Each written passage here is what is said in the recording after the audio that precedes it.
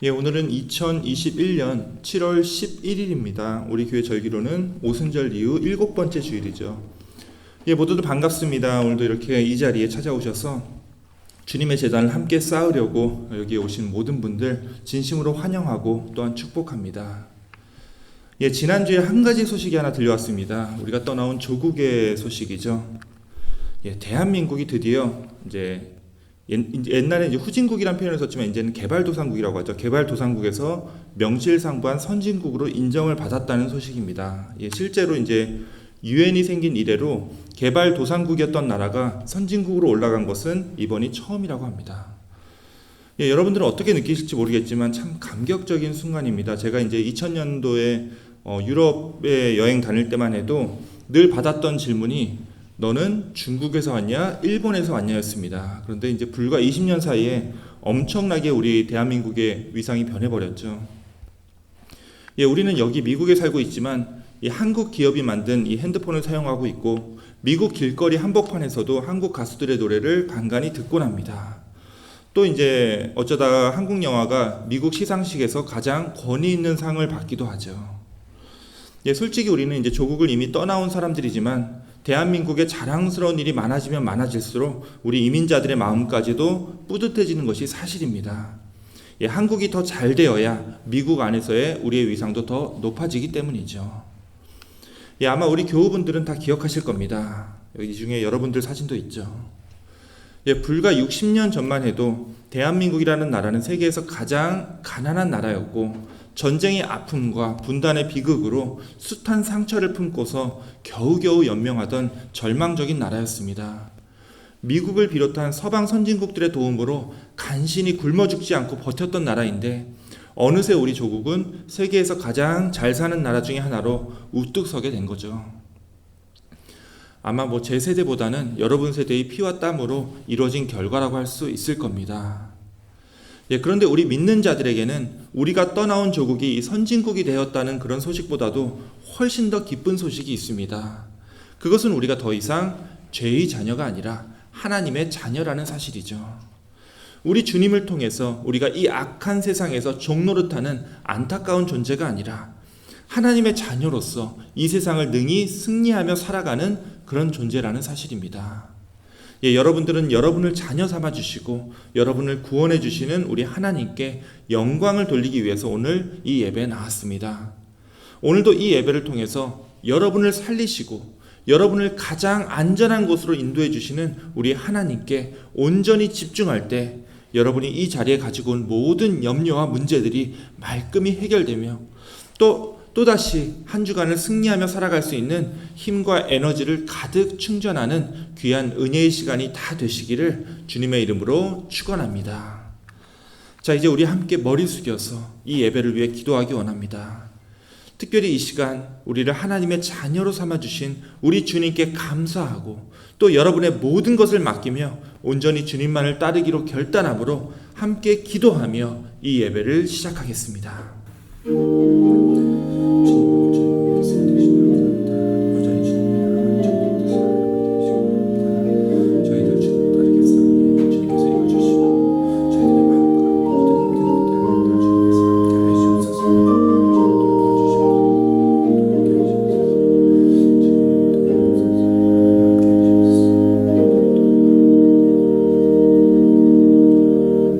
하나님 감사합니다. 또 한 주를 보내고 이렇게 우리의 모습 그대로 주님 앞에 찾아왔습니다. 주님, 오늘 예배를 통하여 우리 삶의 힘들고 어려운 문제들 다 주님 앞에 내려놓겠사오니 주님께서 우리의 모든 소원과 간구들 이 시간 다 응답하여 주옵시고 또한 주님의 뜻을 알기 원하는 자들에게 주님의 뜻을 온전히 깨닫게 하여 주시옵소서. 또한 이곳 예배당에서 온전히 주님을 찾는 우리 교우들의 마음과 그 심령 위에 주님께서 함께하여 주옵시고 주님의 안전함과 평안의 역사를 이 시간 나타내 주시옵소서. 오늘 예배의 시종을 온전히 주님께 맡기오며 우리 구주 예수 그리스도의 이름으로 기도하옵나이다. 아멘. 이 시간 다 함께 찬송가 70장 피난처 있으니 찬양하겠습니다.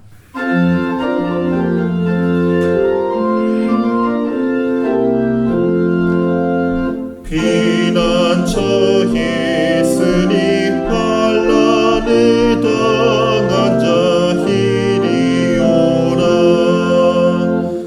강들이 변하고 물결이 일어나 산 위에 넘치듯 두렵잖네.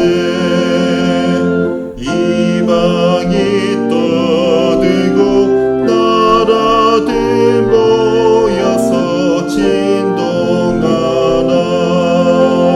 우리 주 목소리 한 번만 바라면 천하의 모든 것 망하겠네.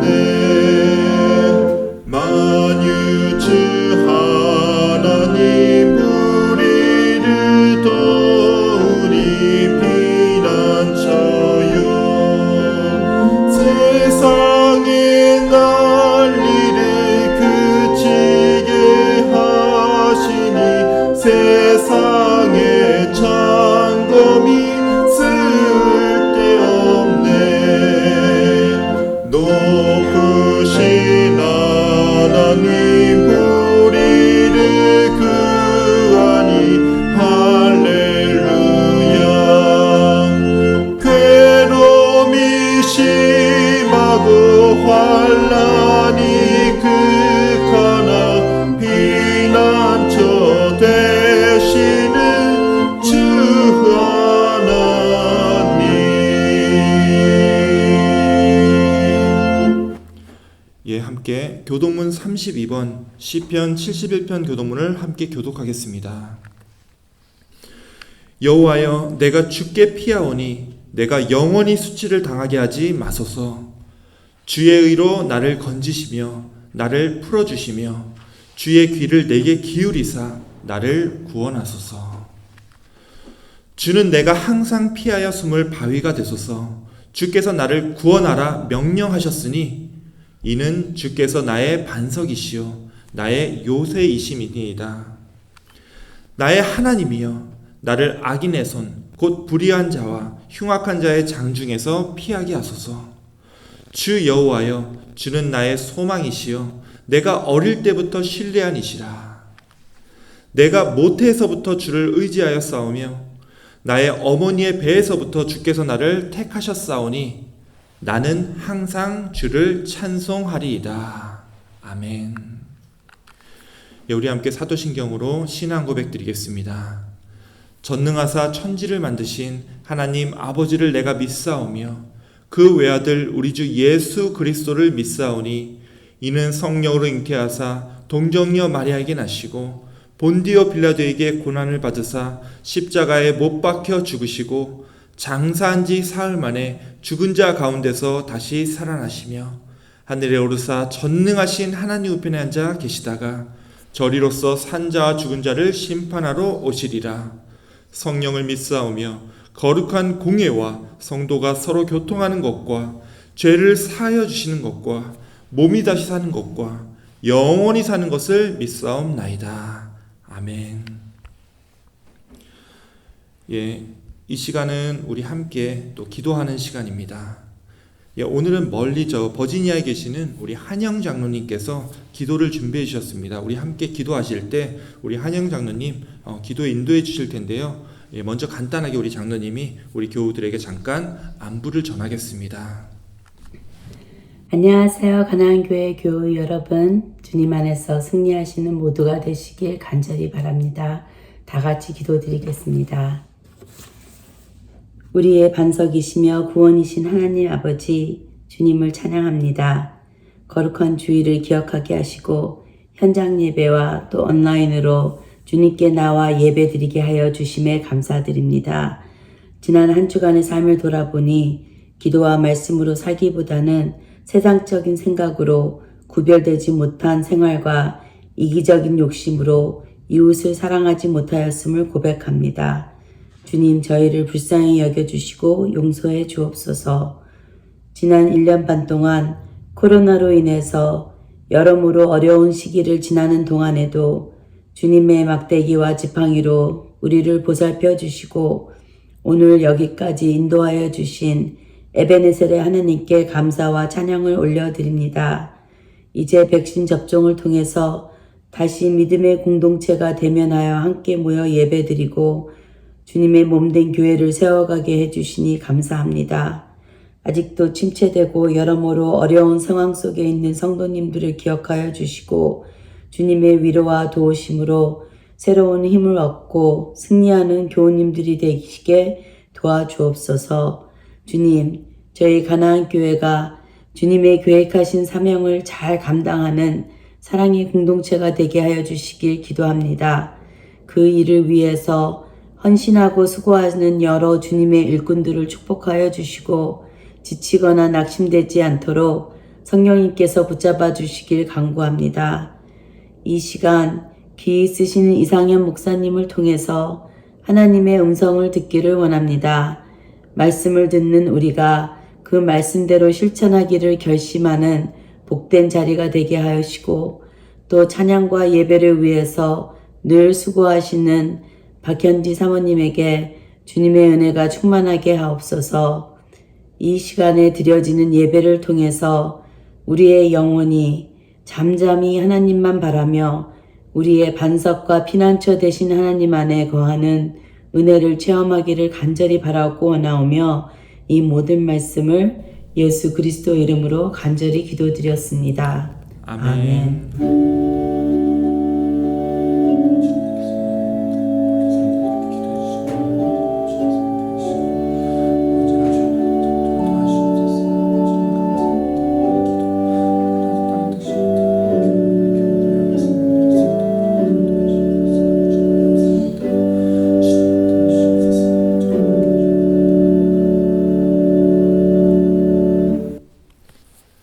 장로님 기도 감사합니다. 어찌 보면 참 감격스러운 순간입니다. 저 멀리 동부에서 우리 이 작은 교회가 또 믿음과 사랑의 공동체가 되기를 한마음으로 함께 기도하고 있다는 것만으로도 우리가 큰 은혜를 받을 수밖에 없습니다. 우리 한영 장로님께서 기도하신 것처럼 또 우리가 늘 간구하는 것처럼 우리 한 사람 한 사람의 열심이 우리 교회의 사역을 회복하고 다시 우리 교회를 통해서 수많은 영혼들이 주님께 돌아오는 역사가 일어나길 소원합니다. 오늘 말씀을 봉독하도록 하겠습니다. 오늘 우리에게 주시는 하나님의 말씀은 히브리서 2장 14절에서 18절까지의 말씀입니다. 함께 듣고 우리 말씀을 잘 묵상하시기 원합니다. 자녀들은 혈과 육에 속하였음에 그도 또한 같은 모양으로 혈과 육을 함께 지니심은 죽음을 통하여 죽음의 세력을 잡은 자 곧 마귀를 멸하시며 또 죽기를 무서워함으로 한평생 매여 종로로 타는 모든 자들을 놓아주려 하심이니 이는 확실히 천사들을 붙들어 주려 하심이 아니요 오직 아브라함의 자손을 붙들어 주려 하심이라. 그러므로 그가 범사의 형제들과 같이 되심이 마땅하도다. 이는 하나님의 일에 자비하고 신실한 대제사장이 되어 백성의 죄를 속량하려 하심이라. 그가 시험을 받아 고난을 당하셨은즉 시험 받는 자들을 능히 도우실 수 있느니라. 이것은 오늘 우리에게 주시는 하나님의 말씀입니다. 아멘. 우리 먼저 오늘 말씀 전에 함께 기도하겠습니다. 하나님 감사합니다. 오늘 말씀을 통하여 우리의 눈과 귀가 열리고 우리의 영혼이 깨어나며 우리의 삶이 변하는 역사가 일어나게 하여 주옵소서.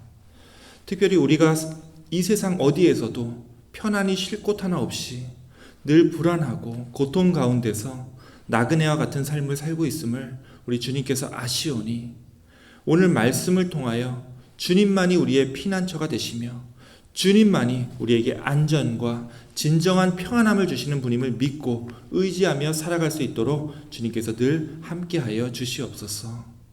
우리 구주 예수 그리스도의 이름으로 기도하옵나이다. 아멘.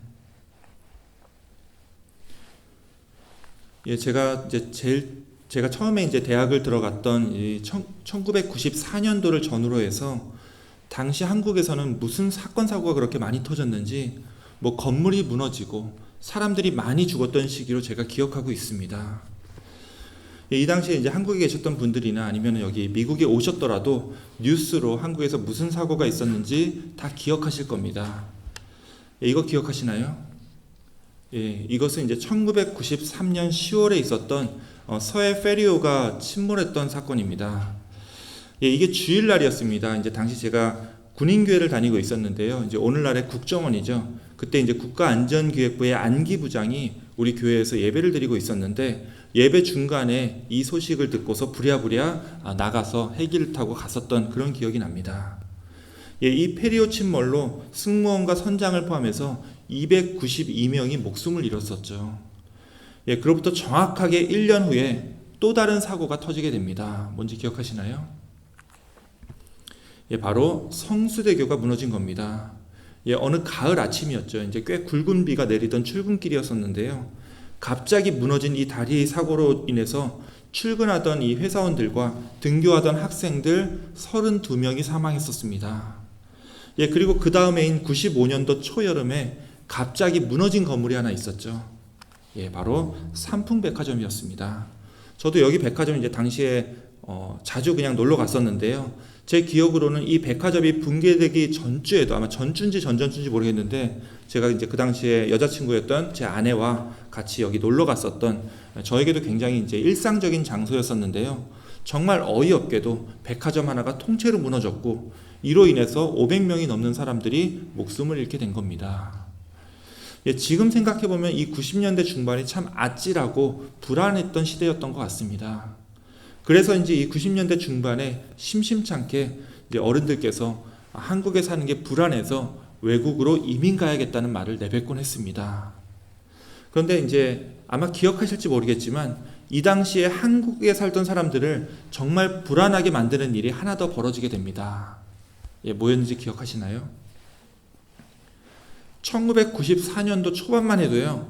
당시 대통령이었던 이제 김영삼 대통령과 북한의 김일성 주석이 7월에 정상회담을 가질 거라고 대대적으로 보도했었습니다. 하지만 남북 정상은 결국 만나지 못하게 됩니다. 왜 못 만났는지 기억하시죠? 바로 이 사건이 벌어졌기 때문입니다. 7월 25일에 이 두 정상이 만나기로 했었는데 갑자기 7월 10일에 김일성 주석이 심장마비로 사망해버린 거예요. 그래서 모든 대화가 무산됐고 남북 관계는 거꾸로 극단으로 치닫게 됩니다. 이때 남북 갈등이 극도로 벌어진 상황에서 이제 북한 측에서 나왔던 발언이 뭐였었는지 아마 다 기억하실 겁니다. 북한의 차관급 인사였던 이제 박영수라는 사람이 했던 말로 기억을 하는데요. 전쟁이 나면 서울이 불바다가 된다는 발언이었습니다. 이때 난리가 났었죠. 이제 제가 확실히 기억하는데요. 이때 사람들이 진짜 전쟁 날지도 모른다고 믿었었고 실제로 라면하고 밀가루 같은 걸 사재기하면서 정말 난리도 아니었습니다. 저는 그때 이제 대학생 시절이어서 이런 불안한 상황 속에서 나름 고민하고 있었던 문제가 하나 있었습니다. 바로 이렇게 불안한 세상에서 누가 가장 안전한 사람이냐 하는 거였죠. 어떻습니까? 누가 가장 안전한 사람일까요? 아무래도 이제 돈이 없거나 이제 그런 사람들은 이제 돈에 휘둘릴 경우가 많으니까 돈이 많거나 아니면 권력이 셀수록 더 안전하다고 말할 수도 있을 겁니다. 자, 그런데 꼭 그렇지만도 않죠. 우리가 뉴스를 틀 때마다 꼭 듣게 되는 소식은요.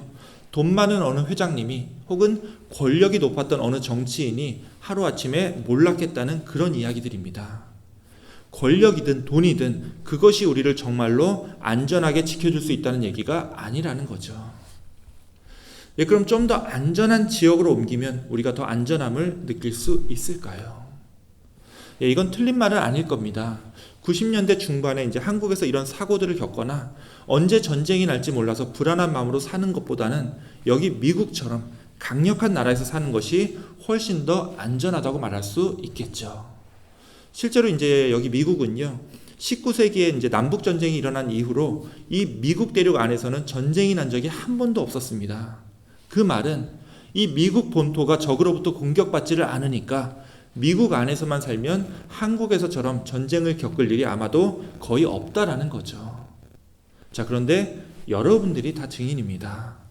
여러분들 정말로 미국에서 사니까 한국보다 안전하고 훨씬 더 평안한 삶을 살 수 있었던가요? 꼭 그렇지만도 않았죠. 여기 미국도 그렇게 안전한 곳은 아니었습니다. 제가 이제 미국 본토가 공격받은 적이 없다고 그렇게 말씀을 드렸었는데 정확하게 20년 전에 무슨 일이 있었죠? 20년 전이면 2001년입니다. 예. 9.11 테러가 터졌습니다. 올해가 이제 9.11 20주년이 될 텐데요. 이것은요, 미국도 결코 안전한 곳이 아니었음을 모두가 깨닫게 된 날이었습니다. 예, 이것뿐만이 아니죠. 이제 미국은 이후에 수많은 테러에 시달리게 됩니다. 이것은요, 미국 어디에 살아도 우리가 마냥 안전하게 살 수는 없다라는 것을 의미하고 있습니다. 뭐 그래도 미국은 예전 이제 90년대 한국처럼 건물이 무너지고 다리가 붕괴되는 일은 없지 않겠냐고 그렇게 말할 수도 있습니다.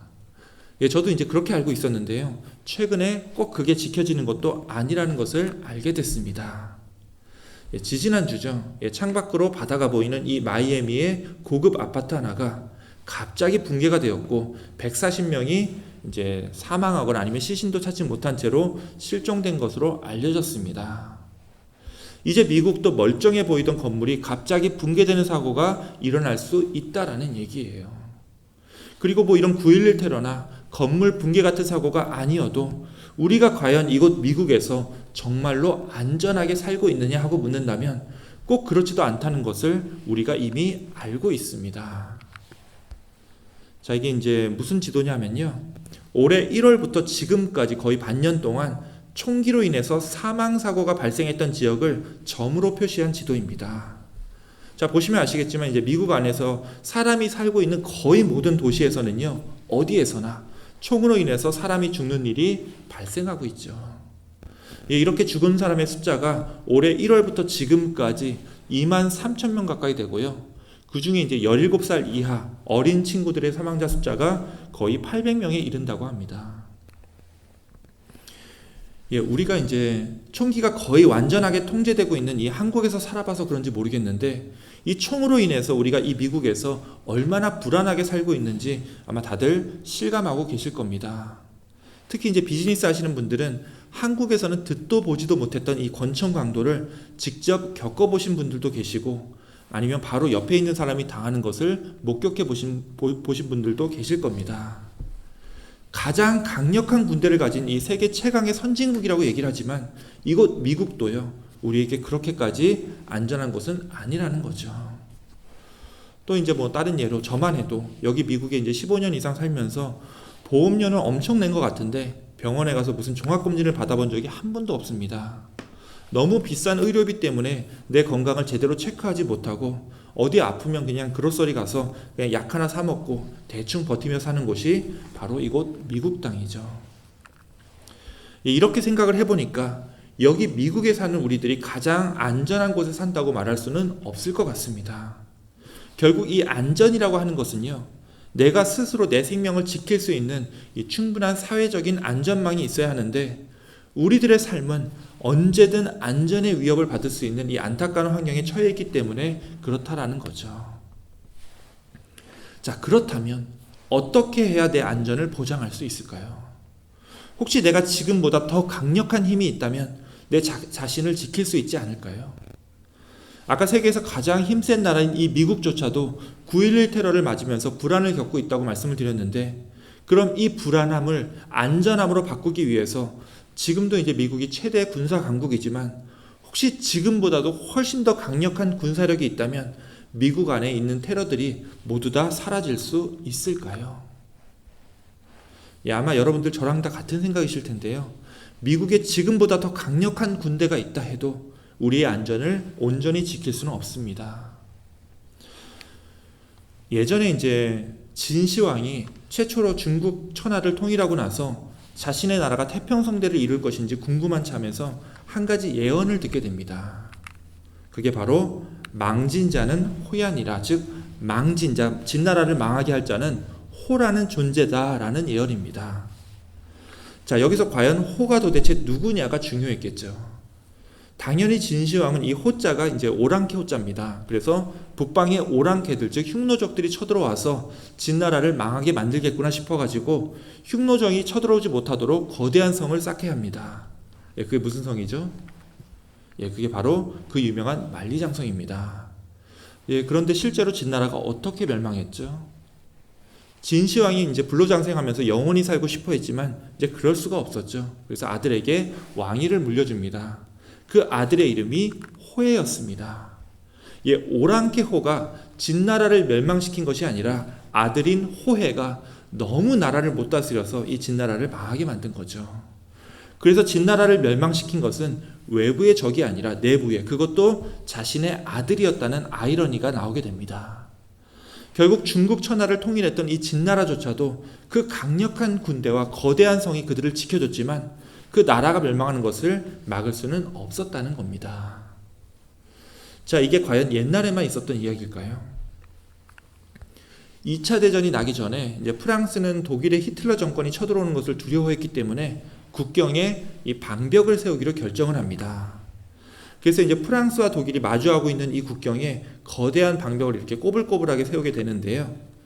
이 방벽의 길이가 자그만치 750km에 달했고요. 들어간 예산만 해도 이제 오늘날로 치면은 이제 17 빌리언스라고 하니까 한 170억 달러에 달하는 어마어마한 돈을 쏟아붓게 됩니다. 이 방벽을 세운 사람이 당시 국방부 장관이었던 앙드레 마지노였기 때문에 이 방벽 라인을 마지노선이라고 불렀습니다. 마지노선 다 들어보셨죠? 자, 그런데 막상 독일이 전쟁을 일으켰을 때 어떻게 됐죠? 이 거대한 마지노선이 프랑스를 잘 지켜줬나요? 그렇지 않았습니다. 독일은 너무나도 허무하게 이제 저 위쪽에 보면요, 독일하고 프랑스 사이에 벨기에가 있잖아요. 독일은 이 벨기에를 먼저 점령하고 나서 마지노선이 세워지지 않았던 이 벨기에 국경 쪽으로 해서 프랑스 땅으로 쳐들어오게 됩니다. 결국 프랑스는 한 달도 안 돼서 독일에게 항복하게 되죠. 그리고 이 프랑스를 다시 회복할 때까지 자그만치 60만 명의 프랑스 군인들이 죽었습니다. 프랑스에게는요, 이 독일군에 대항해서 만든 이 거대한 마지노선을 가지고 있었지만 독일군의 진격을 막을 수는 없었다라는 거예요. 그래서 지금도 마지노선은 역사상 가장 쓸모없었던 이 방벽으로 알려져 있습니다. 지금까지 한 번도 사용된 적이 없습니다. 강력한 군사력만으로 나라를 지킬 수 없다는 교훈은 이 중국 고사라든지 아니면 2차 대전 때만의 얘기가 아니죠. 오늘날에도 그대로 적용되는 얘기입니다. 지금 미국의 안전을 위한다는 그 명목으로 세워진 게 뭐가 있죠? 멕시코 국경에 이제 장벽을 세웠습니다. 이제 물론 이 전임 대통령이었던 트럼프가 공약으로 내세워서 더 유명해지기도 했지만 실제로 트럼프 대통령 이전에도 멕시코와 미국 사이에는 수많은 국경 장벽이 이미 세워져 있었습니다. 실제로 여기 보이는 이 사진에서 이제 오른쪽에 샌디에고와 왼쪽에 이 티후아나 사이에 세워졌던 이 장벽은요, 이미 20년 전에 세워져 있었던 겁니다. 자, 그런데 여러분들 다 아실 겁니다. 멕시코에 장벽을 세웠다고 해서 이 나라의 경제와 일자리가 제대로 지켜지고 있습니까? 그렇지가 않죠.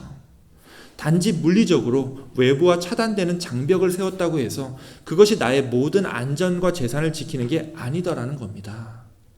실제로 장벽은 세워졌지만 그걸 넘어서 미국에 들어오는 이 멕시칸들과 이 남미 사람들의 숫자는 붙잡혀서 다시 추방된 숫자만 해도 한 달에 17만 명이 넘어가고 있습니다.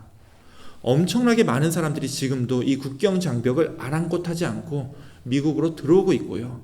이들을 막지 못하고 있다는 얘기입니다. 자, 그렇다면 무엇이 우리를 정말로 안전하게 만들까요? 강력한 군사력으로도 부족하다면 우리가 좀 더 돈이 많거나 좀 더 권력이 높아지면 우리가 더 안전해지고 더 평안하게 살 수 있을까요? 혹시 돈이나 권력이 부족하다면 내 지혜나 나의 지식으로 내 안전함을 더 추구할 수 있지는 않을까요? 그런데 그렇지도 않습니다. 정말 수많은 지식인들이 이 수많은 지혜로웠다고 평가되는 사람들이 너무나 어이없게 죽어가는 것을 우리는 수없이 목격했기 때문입니다. 19세기 초반에 이제 프랑스의 에바리스트 갈루아라는 수학자가 있었습니다. 이 사람 진짜 천재입니다. 이제 17살 때부터 두각을 나타내면서 오늘날 이 현대 수학의 중요한 이론들을 막 발표하고 있었는데요. 당시에는 이제 젊은 사람들끼리 결투를 하는 일이 많았습니다. 이제 권총으로 결투하는 거 다 아시죠? 서부 영화에서 서로 등을 대고서 이제 몇 발자국 이제 걷다가 이페인이 신호를 딱 주면은 바로 돌아서서 먼저 총을 쏘는 방식입니다. 이 천재 수학자였던 갈루아도 여자 문제로 한 남자와 결투를 하게 됐는데 하필 그 남자가 프랑스에서 제일 가는 명사수였습니다. 말할 것도 없이 이 갈루아가 총에 배를 맞고 쓰러졌고요. 그 다음날 그대로 세상을 떠나게 됩니다. 그때 그의 나이가 고작 21살이었습니다. 당시에 세상에서 가장 똑똑하다고 자부했던 지식인이 이렇게 어리석은 일로 세상을 떠나게 된 겁니다. 자, 제가 지금 무슨 얘기하는지 다 아시죠? 아무리 내가 권력이 있고 아무리 내가 돈이 많고 심지어 지혜롭기까지 한다 하더라도 내가 불안해하지 않고 두려움 없이 안전한 사람이 될 수는 없다라는 겁니다. 자, 이게 왜 그럴까요? 아무리 내가 인간적인 방법으로 내 안전을 구축하려고 해도 이 악한 세상이, 그리고 내 안에 있는 이 원초적이고 근본적인 두려움이 나를 쉽게 무너뜨리기 때문에 그렇습니다. 우리의 불안함과 두려움을 생각해 보면 알 수가 있죠. 실제로 우리가 불안해하고 두려워하는 일들은 무슨 일들이 벌어지고 있어서가 아니죠. 무슨 일들이 벌어질까봐 두려워하는 겁니다. 자, 이 차이를, 이 두 개의 차이를 잘 보셔야 합니다. 정말로 그 일이 발생할까봐가 아니라, 정말로 그 일이 발생해서가 아니라 그 일이 발생할까봐 두려운 마음에 우리가 불안해한다라고 말씀을 드리고 있는 겁니다. 아무리 우리가 마음을 굳게 다지고 나에게 벌어질 수 있는 모든 가능성들을 다 고려하고 통제한다 하더라도 내 마음 깊숙이 자리 잡고 있는 이 불안을 극복할 수는 없다라는 거예요. 왜 극복할 수가 없죠? 우리 인간이 가진 모든 불안함의 이 저변에는, 그 뒷면에는 한 가지 피할 수 없는 우리의 운명이 우리들을 기다리고 있기 때문에 그렇습니다. 그 운명이 뭐죠? 바로 죽음입니다. 반대로 생각해보면 쉽게 알 수가 있습니다. 만약에요, 우리 인간이 죽음이라고 하는 게 없다면, 그래서 죽음의 공포에서 우리가 멀어질 수 있다면 우리가 갖고 있는 모든 불안은요, 사실 거의 다 사라질 겁니다. 실패에 대한 두려움이요, 실패하면 어떻습니까? 어차피 죽지도 않을 테니까 영원한 시간이 나에게 있고 이번에 못하면 다음에 하면 되겠죠. 마찬가지입니다.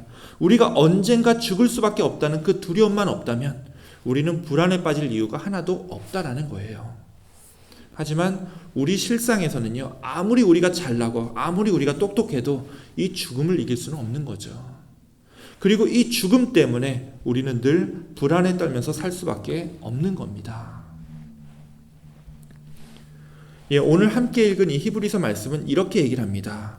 자녀들은, 즉 우리 인간들은 혈과 육에 속했기 때문에, 이 피와 살을 가진 존재이기 때문에 죽기를 무서워한다.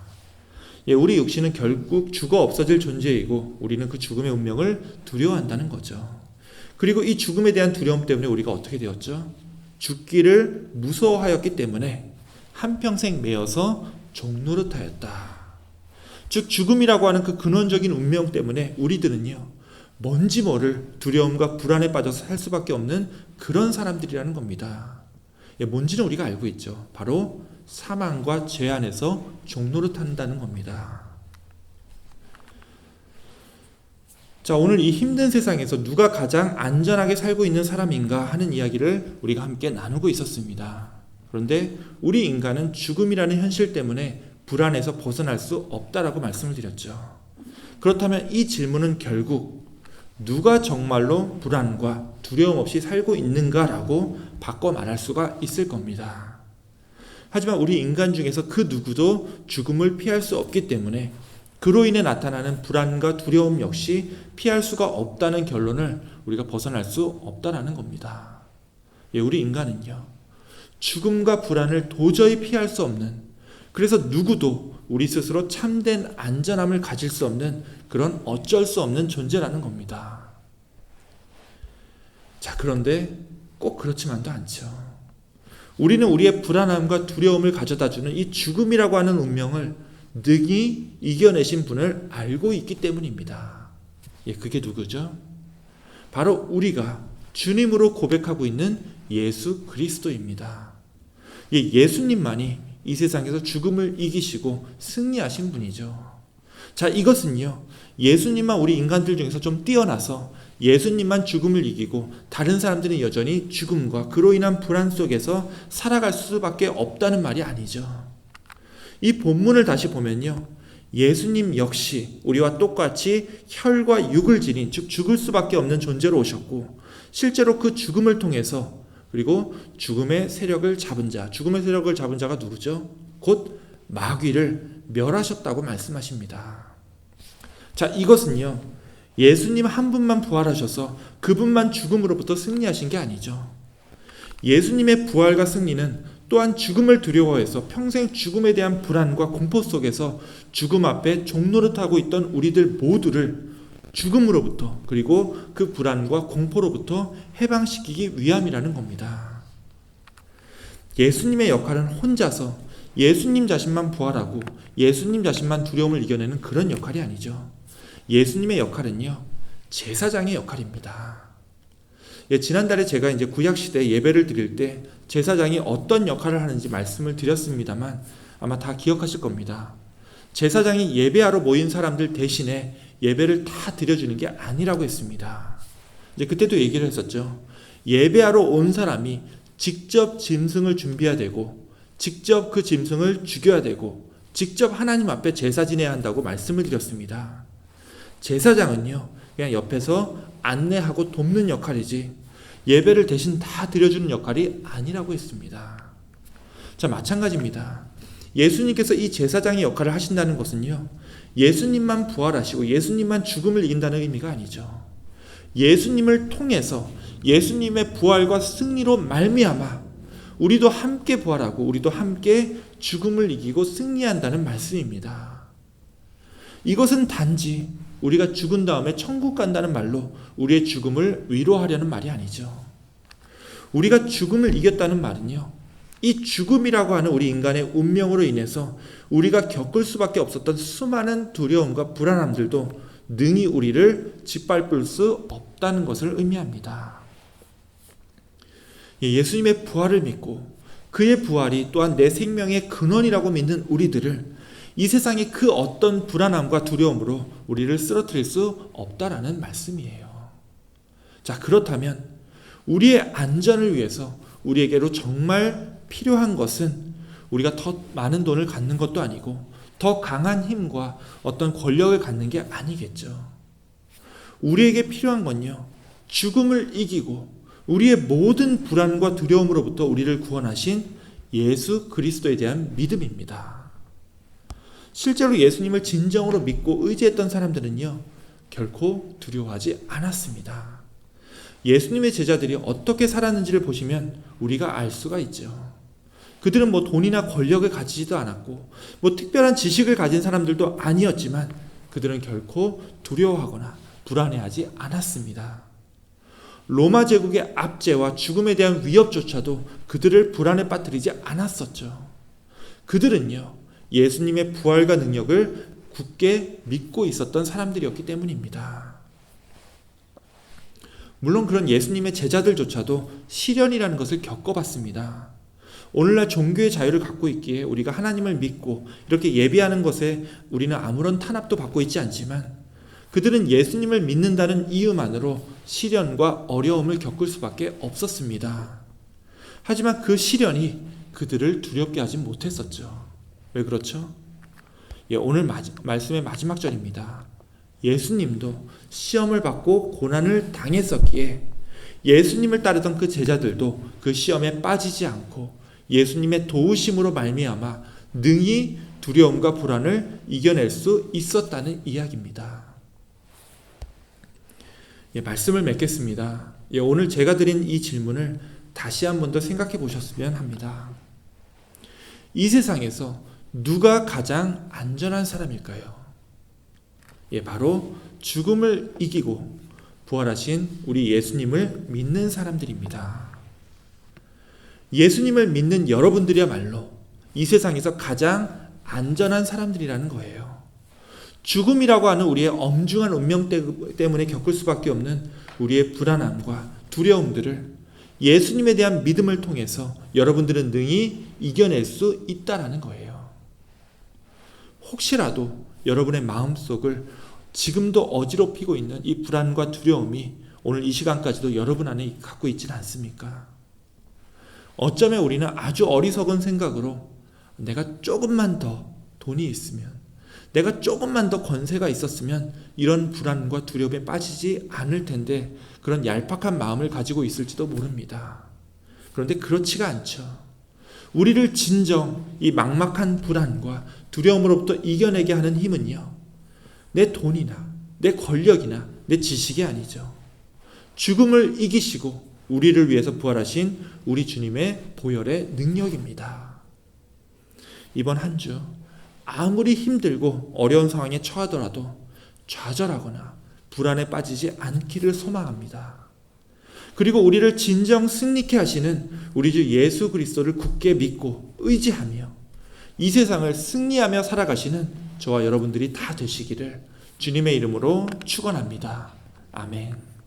기도하겠습니다. 하나님 감사합니다. 우리가 이 세상을 살면서 돈이 많아서가 아니라, 권력이나 지식이 많아서가 아니라, 우리가 죽음을 이기고 부활하신 예수님의 능력을 믿기에 어떠한 불안과 두려움도 우리를 좌절케 할 수 없음을 이 시간 고백하며 감사를 드립니다. 우리가 주님처럼 우리의 부활과 생명임을 믿습니다. 이 믿음을 가지고 어떠한 고난과 역경도 우리를 불안과 두려움에 떨어뜨리지 않도록 우리의 삶을 늘 구원과 생명으로 인도하여 주시옵소서. 우리 구주 예수 그리스도의 이름으로 기도하옵나이다. 아멘. 지금 이 시간에는 이제 특별 찬양 시간입니다. 오늘은 우리 교회에서 가장 매주 이 예배를 위해서 힘쓰고 있는 분이죠. 우리 박현지 사모가 오랜만에 피아노 연주를 준비했습니다. 마음 같아서는 이제 라이브로 들려드리고 이제 싶은데 이제 우리 교회 피아노 소리가 좀 좋지가 않아가지고 그냥 집에서 녹화를 했습니다. 자, 우리 피아노 찬양 들으시면서 많은 은혜 받으시기 원합니다.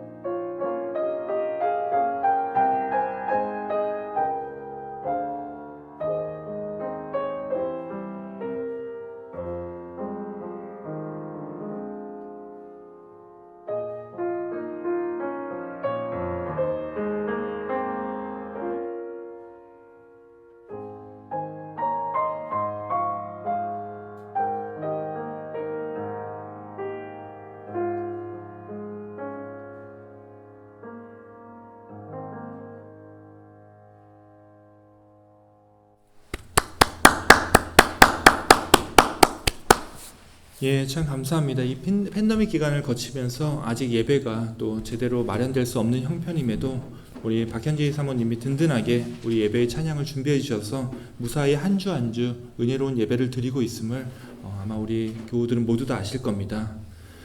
또 이렇게 많은 분들의 노력으로 이 예배가 지켜지고 있음에 감사를 드리고요. 다시 한 번 더 이 예배와 찬양 위에 수고해 주시는 우리 지휘자님께도 감사를 드립니다. 우리 함께 이제 앉으신 상태로 찬송가 1장 부르시면서 함께 봉헌 준비하시겠습니다. 만복의 근원 하나님, 온 백성 찬송 드리고, 저 천사여 찬송하세.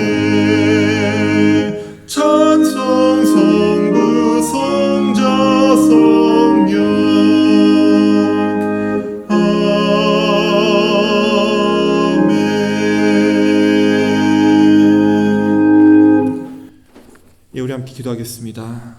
하나님 감사합니다. 우리가 이렇게 매주 모이게 하여 주시고 함께 예배를 드리게 하여 주신 은혜에 감사를 드립니다. 아직은 또 예전과 같은 정상화 단계로 회복되지 않고 있지만 지금 이 예배에 참여하는 모든 주님의 자녀들에게 늘 함께 하여 주시사 특별히 이 예물을 드리는 가운데 마음이 괴롭고 힘든 자들에게 주님의 자비와 위로를 허락하여 주옵시고 또 경제적으로 물질이 필요한 사람들에게 마르지 않는 주님의 축복과 은혜를 내려 주시옵소서. 또 지난 30년간을 지켜주신 우리 가나안 교회에도 늘 부족함 없는 은혜를 내려주신 것처럼 우리 교우들 한 사람 한 사람에게도 마르지 않고 부족함 없이 주님의 충만함이 늘 함께하는 우리들의 삶이 다 될 수 있도록 늘 지켜주시옵소서. 다시 한번 오늘 이 예배와 이 봉헌의 시간에 감사를 드리오며 우리 구주 예수 그리스도의 이름으로 기도하옵나이다. 아멘. 이 시간은 교회 소식 시간입니다. 먼저 오늘도 이 예배 참여하신 모든 분들, 또 온라인으로 함께 하신 분들도 다시 한번 진심으로 환영하고 또 감사의 말씀을 드립니다. 코로나 바이러스 소식부터 좀 알려드리겠습니다. 일단 다 아시겠지만 확진자가 다시 좀 늘어나고 있습니다. 우리 몬트레이만 해도 이제 지난주랑 우선 숫자는 비슷한 숫자가 나타났었는데요. 하루 확진자가 이제 지금 평균이 10명 미만으로 나오고 있긴 한데요. 이것도 이제 지난 독립기념일 때 확산됐던 숫자가 아직 포함되지 않아서 안심하고 있기는 좀 어려운 상황입니다. 그리고 이제 병원에 누워 있는 분들이나 환자들 숫자도 지금 이제 1명이었는데 4명, 7명 이렇게 점차 늘어나고 있습니다. 한국 뉴스를 또 보셔서 아시겠지만 한국은 지금 대4차 유행이 시작돼서 다시 거리두기 제한으로 들어갔고요. 이제 저희 한국에 계신 어머니께서 아침에 카톡을 해주셨는데 다시 예배가 비대면으로 바뀌었다고 그렇게 연락이 왔습니다. 여기 미국도 이제 우리 캘리포니아는 그래도 좀 나은 상황이지만 미국 전체적으로 신규 확진자가 약 10%가 넘는 숫자로 다시 올라섰습니다. 아직까지는 뭐 별다른 지침이 없기 때문에 우리가 다시 예배 드릴 때를 제외하고는 백신 2번 다 맞은 분들끼리는 마스크를 벗고 만날 수가 있는데요. 그래도 늘 조심하시기 원합니다. 일단 이제 우리가 다음 주에 창립 예배가 계획되어 있는데요. 그날 예배를 드리고 나서 이제 친교를 할지 도시락을 나눌지는 우리가 주중에 회의를 통해서 결정하도록 하겠습니다. 다만 예배 중에 있는 이 새가족 환영회라든지 아니면 우리 찬양을 불러주신 우리 소프라노 김주미 선생님이 오셔서 또 특별 찬양을 또 해주실 텐데요. 우리가 우리 교회 생일잔치를 나름대로 즐겁게 할 수 있기를 원합니다. 당연히 우리 교회 잔치이기 때문에 오실 수 있는 분들 또 다 초대하시기 원합니다. 특별히 이제 그동안 교회를 못 나가서 어디 예배당 가고 싶은데 이제 어색해서 못 가고 계시는 그런 이웃들이 계시면 이제 우리 교회 계속 다니라는 얘기가 아니니까요. 우리 이제 다음 주에 오셔서 함께 우리 잔치에 참여하시라고 또 많이들 초대하시기 원합니다. 구체적인 준비를 위해서 이번 주는 이제 수요 예배를 대면으로 드리겠습니다. 이번 수요일 저녁 7시 반에 이곳 본당에서 예배를 드리고요. 이어서 이제 간단하게 이번 달 임원 재직회의를 갖도록 하겠습니다. 당연한 말씀이지만 임원이 아니어도 이제 참석하셔도 괜찮고요. 재직이 아니어도 괜찮습니다. 그냥 오셔서 같이 예배 드리고 또 이제 창립 예배 어떻게 같이 준비할지 또 교회가 어떻게 돌아가고 있는지 함께 한 번쯤 확인해 주시기 바랍니다. 그리고 이제 우리가 속해 있는 연합감리교회 한인 코커스에서 준비하는 일정들이 이제 이렇게 나와 있습니다. 이제 핸드폰으로 여러분들 이제 주보를 보시면은 다 나와 있는 일정이고요. 우리들 대부분이 이제 같이 기도하면서 또 참여할 수 있으면 또 참여할 수도 있는 행사들입니다. 우리 교회가 이제 청소년들이 없기 때문에 따로 참여할 수는 없지만 이번 달 말에 대면으로 갔습니다. 대면으로 이제 청소년 수련회를 갖게 되는데 위에서 기도를 좀 해주시기 원하고요. 여선교회 연합수련 이제 선교학교는 혹시 여러분들 중에 시간이 되시면 여선교회는 이제 여성분들 남성분들 다 괜찮습니다. 참석해 주시기 바랍니다. 예전에 이제 이런 거 한번 참석하려고 하면 1박 2일로 어디 가서 이제 일 다 빼고 했어야 했는데 지금은 집에서 줌으로 굉장히 저명한 강사분들의 말씀을 들을 수가 있습니다. 전자주보를 보시면 그 신청하는 링크가 나와 있으니까요. 관심이 있으신 분들은 특별히 이제 이번에는 하나님의 가족 공동체에 대해서 말씀을 나누니까요. 여러분의 신앙을 새롭게 업그레이드하고자 하시는 분들은 이 선교학교 참여를 좀 해주시기 원합니다. 또 이제 선교 골프 대회가 8월 중순에 계획되어 있고요. 이제 선교 디너는 그 다음 달인 9월 달에 계획되어 있습니다.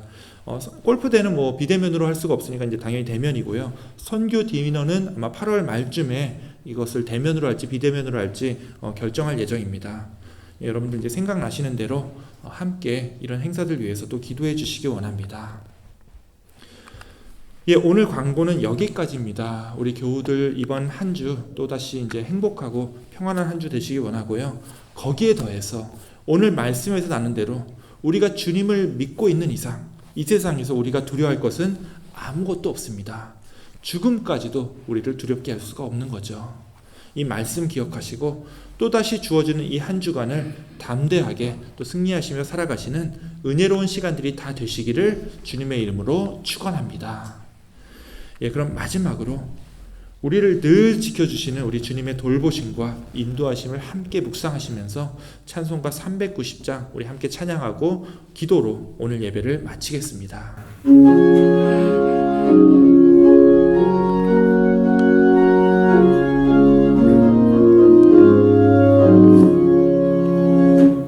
예수가 더 느리시니 즐겁고 평안하구나.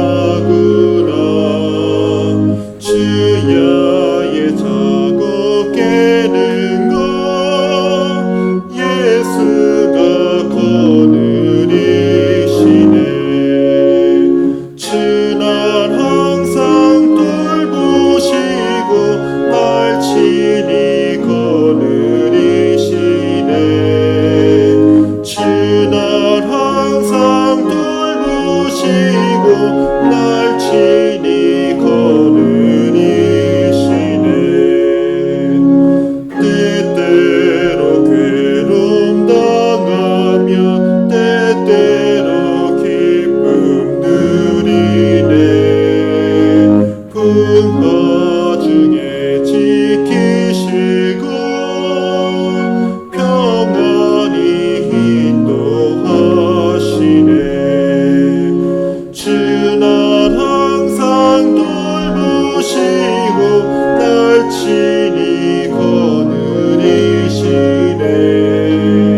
주날 항상 돌보시고 날 친히 거느리시네.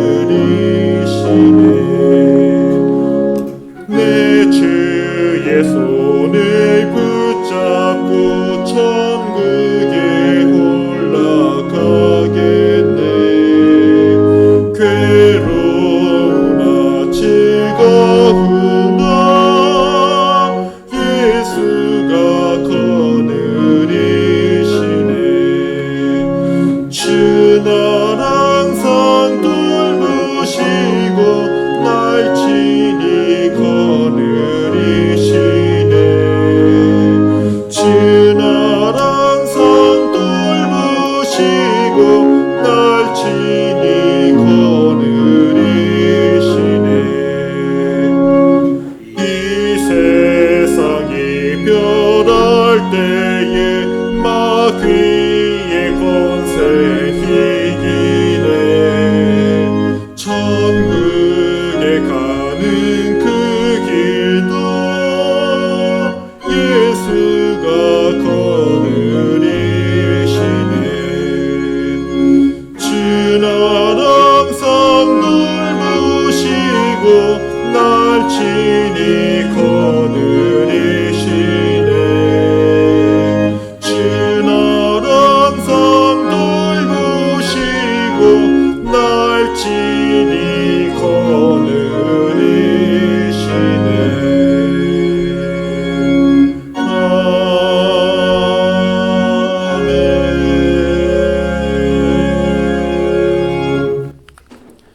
아멘. 함께 기도하겠습니다.